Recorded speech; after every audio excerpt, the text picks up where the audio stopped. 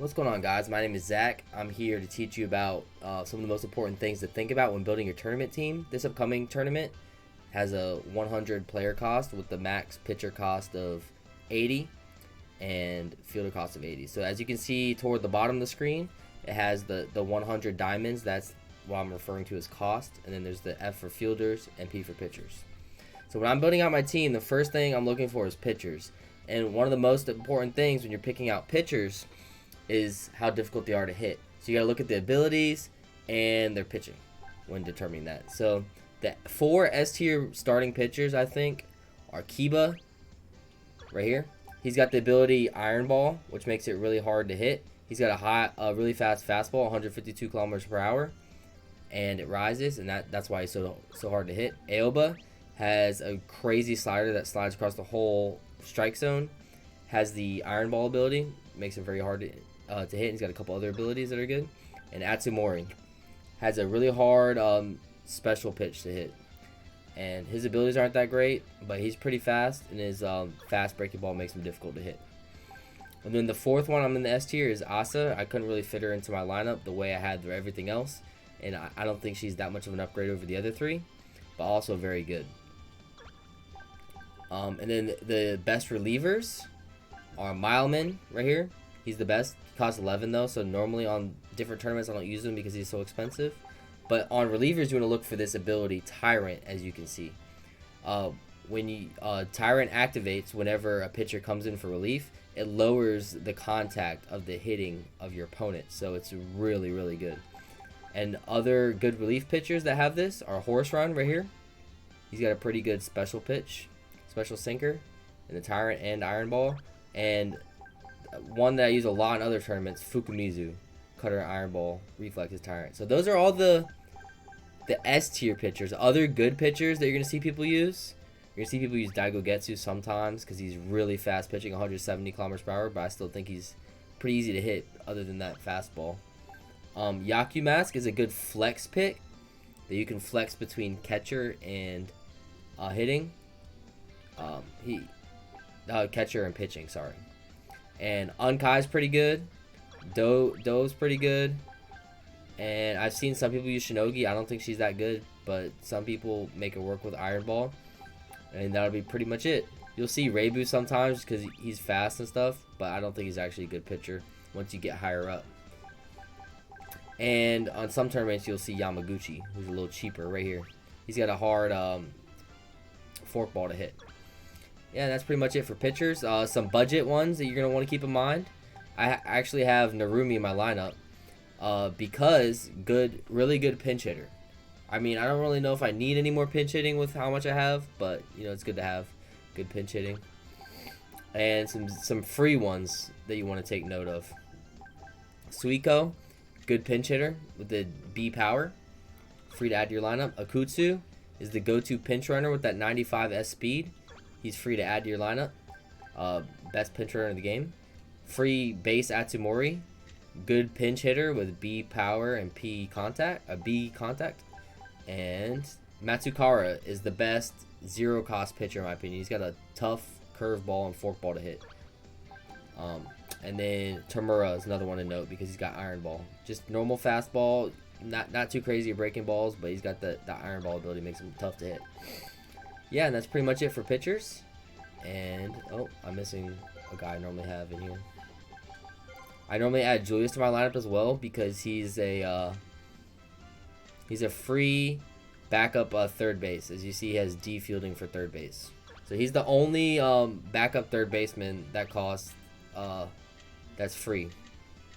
Or the best anyways. Alright, next we're going to catcher. The catcher debate's really between Data and Yaku Mask. So let me go to Data over here and Yaku Mask. Right now I have Data in there. You can see their stats pretty similar. Data's got one more contact, but Yaku Mask is a lot faster and he can pitch. I don't really need him to pitch because I've got so many other pitchers, but yeah, there it is. And Data has the trajectory 4. So as you can see underneath the name, there's a TRJ. That's the trajectory. Higher trajectory usually means they hit better, so their hits go higher. And that's it right there. So Data's #1 catcher. Yaku Mask tied, so you can choose whichever one if you want the extra speed from Yaku Mask. He's there. Kyushu is also good, but he just gets outdone by Data and Yaku Mask because they have that catcher ability. So that catcher ability, you see, it says A catcher. It makes the pitcher pitch better. So they're the top catchers. In other tournaments, you're gonna see Ninomiya, good, 4-cost option, good power, good hitting. And then, really, other than that, I would use Kogarashi on most other ones that you need to save the cost from Data, because he's got good fielding, B fielding, and he doesn't cost anything. He's free. And then you can use these guys as backups in that case. But for this tournament, I'm using Kogarashi as backup. First base. You see I've got 3 top-tier first basemen in here. Kiyomoto is the best of the first basemen that can hit very well. All of these 3 I have in my lineup are top-tier hitters. Sendo SS, Takimoto AS, Kiyomoto AS. I've got Kiyomoto in because he's got B fielding, and he hits extremely well, but he only has TRJ 3, so he's not quite as good as the other 2. So in most tournaments, I usually run Takimoto, but I'm running Kiyomoto for the fielding here. Kirigane is also very good with the B contact, A power, but the S run speed. So if you want to add some speed to your lineup, Kirigane is your man. But I have Takimoto starting as my DH with the A hitting and the S power. And then I have Sendo as my pinch hitter, my first pinch hitter, because the 100 cap is ridiculous. You have so much extra to spend. So I have Sendo as #1 pinch hitter, and he's got that pinch ability. It makes his hitting even better when he's subbed in as a pinch hitter.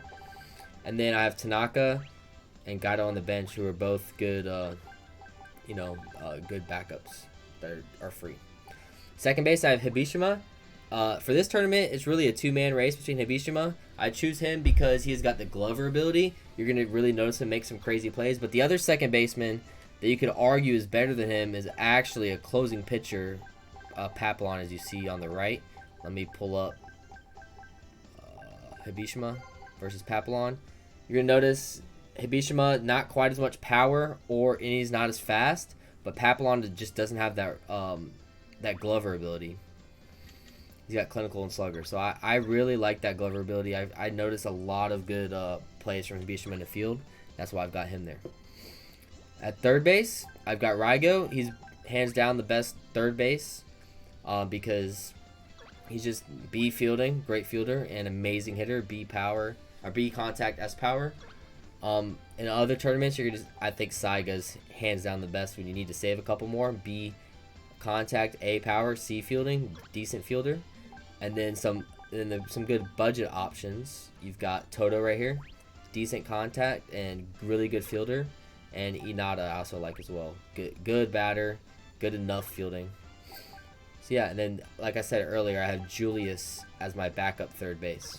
D on the third base. And then shortstop, 99% of the time in other tournaments, you're gonna see this 1-cost starting pitcher, Tanakayama. This dude is a beast. See everything except A fielding and Glover ability. Hands down the best bang for your buck player in the entire game. But since we have 100 cap to spend this game, we don't need him. So I've got Izuyoi in with that A contact, the B run speed, and the S fielding with Glover ability. Locked down in the field. The Joker gold ability makes him better at running the bases. So Izuyoi could be monster on the base pass, monster defense wise. And then some other good options. Kurisake, good option, good hitting. Doesn't have that Glover ability that I really like on my middle infield, so that's why not really running Kurisake. Who else are you gonna see? You're gonna see this person sometimes because of the hitting, but not the greatest fielding, so I'm not gonna use them. You're gonna see Zansu sometimes. Never really use Zansu because Tanakayama is just too prevalent. So yeah, you're gonna see Pink sometimes. If you use Pink because of the G clutch, you're gonna want to bat him in the beginning of your lineup. Yeah, Roppongi, amazing fielder, meh hitter just like Tanakayama, but slightly better at fielding than Tanakayama. And that'll be about do it.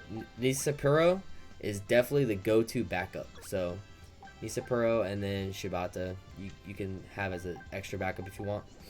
Alright, so outfield. Toy, hands down, best outfielder. Look at these stats. They're insane. Glover ability, A stealing, B throwing, S run speed, strength, fielding, catching, C contact, B power, insane. I think the best outfielder other than Toy is Kagami right here. He's got the laser arm, A throwing. The only problem is he's got the G clutch. So since he has G clutch, you're gonna want to bat him first in the lineup. But he's got B stealing, he's got B run speed, A fielding, B power. He's just great. So I usually start him. If I have Toy, I put Toy at center because he covers everything, and Kagami at right, so he can try to throw out really slow runners, running first base. And then I have Murasame as my other outfielder. Crazy arm, crazy speed, fielding, but he's got that F hit and the D power. So I bat him 9th in the lineup, so he can lock down the field. And then when he comes up to bat, if it's in the 3rd inning, then I'd pinch hit. If it's in the 1st inning or 2nd inning, I'll make that decision at the time, but I might keep him in.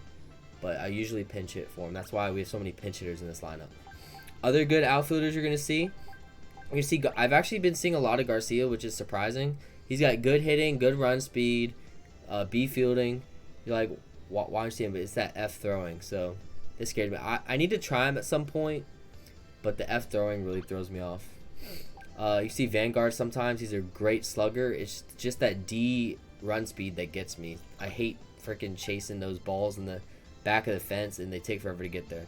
Koldberg's used a lot. I like Koldberg. I didn't use him this tournament just because we have so many pinch hitters. I just decided to use Murasame instead.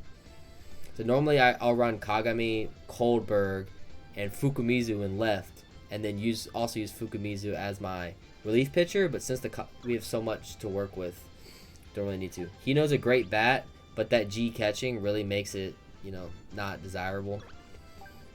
You're gonna see Tenoji a lot. Decent hitter and great fielder, but it just doesn't really have any. He doesn't really have any abilities that really attract me. I like Kyle Morales as a fielder and a leadoff hitter, but he's just not the best hitter. And Nene is as a budget Vanguard, great hitter, but just really slow in the field. You're gonna see Black sometimes in center field and bat leadoff, really fast, decent fielding. Kanahara, really good for 3 cost. S contact, 75 run speed, very good. But I have Satine in here, so if I pinch hit Murasame, I could put Satine in there with that magnet ability. Gonna attract all the balls to her so that she can catch them really well. And she really good budget fielder for 2 costs. You're gonna see Yabe sometimes in center field. He's got F clutch, but he's good run speed and decent contact. And then we're gonna come down here. These you're gonna want to have these free outfielders in your lineup, or maybe not Mizuki, but these 3, because they all have B run speed and they all have B runner abilities. So they're good pinch runners. And Amane you're gonna probably want as your backup outfielder if anything happens. And yeah, that's it. And then let me show you guys one more thing. So after you pick all the players that you want, you're gonna want to come here where it says select your starting players, lineup, and equipment. Starting pitcher registration, I just have my 3 starters there and everybody else over here. So the game will automatically fill in your 3 starters when you load into the lobby. Otherwise, if you just have them situated however, it's going to start subbing in pitchers that you have no intention of starting. So it's good to have it set up like this. You want to go to fielding, lineup, and starter registration. So you're going to want to set all the players' positions that you want. So I already have everybody set up here for the position they're playing. And then you're going to want to set your batting order. When I'm setting my batting order, first I want to have players that have bad clutch. So I have Kagami because the G clutch. What G clutch does is when there's a runner in scoring position, it lowers his hitting. So to avoid that, I want to have him bat first and there's no runners on base. So if I need to toward the end of the game, I can pinch hit for him. Lord knows I have plenty of pinch hitters. Second batter, I normally like to have someone who can hit solidly well but is also fast, because a lot of times my first guy will get out and then I'll get my second guy on base. So that's why I have Toy batting second. And then third, I like to have my best batter bat third. So I have Takimoto batting third. He's a great batter. Fourth, I like to have one of my best hitters hitting, but is also decent at running, because a lot of games you're going to go against someone who is lights out on pitching. They have a pitcher who's, whenever you play someone high ranked, you're going to go against a pitcher that's really hard to hit. So a lot of times your fourth batter is going to be hitting in the second inning. So I have my best batter hitting fourth, so that if if he hits in the first inning, he can try to get the runners home, but decently enough at running so that if he gets on base in the second inning, he's not a liability. So that's why I have Rygo batting with the C speed. And then, fifth and sixth, you want to have some more power hitters if you have them in your lineup.